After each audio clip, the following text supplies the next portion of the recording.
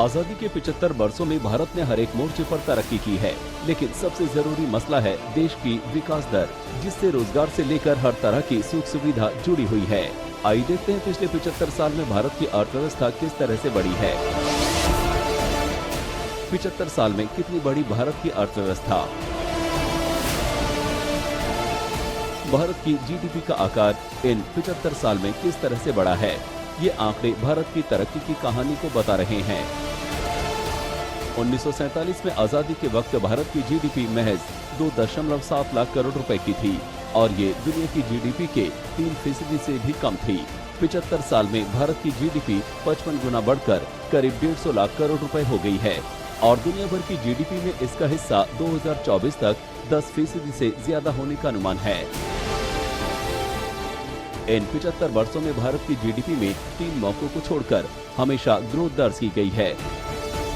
0 से नीचे विकास दर पहली बार 1965 के दौरान, दूसरी बार 1979 के दौरान और तीसरी बार 2020 में कोरोना के दौरान गई है। यही नहीं, औसत ग्रोथ भी लगातार बढ़ती रही है। अगर 1960 से 2021 के जीडीपी ग्रोथ के आंकड़ों पर नजर डालें तो 1966 से पहले ग्रोथ का औसत 4% से कम था। वहीं 2015 के बाद से औसत ग्रोथ 6% से ज्यादा रही है।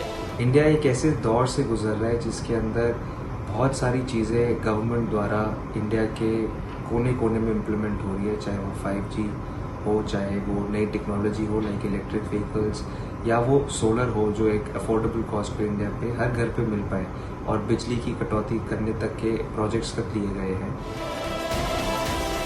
अर्थव्यवस्था के 75 सालों का सफर तो हमने देख लिया, लेकिन इस बीच इसकी चाल कैसी रही है ये समझना भी बेहद दिलचस्प है। कैसी रही अर्थव्यवस्था की चाल। वर्ल्ड बैंक की रिपोर्ट के मुताबिक वक्त बीतने के साथ भारतीय अर्थव्यवस्था लगातार मजबूत होती चली गई है। अर्थव्यवस्था में उतार चढ़ाव के लंबे दौर के बाद 1992 से देश की इकोनॉमी में तेजी का ही रुख बना रहा है। 1947 से 1980 के बीच अर्थव्यवस्था की ग्रोथ 9% से लेकर -5% के दायरे में रही है, यानी इसमें काफी तेज उतार चढ़ाव देखने को मिला।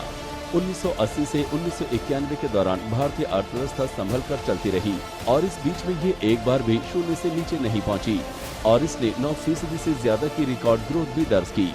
1992 से 2019 तक विकास दर 4 से 8% के दायरे में ही बनी रही,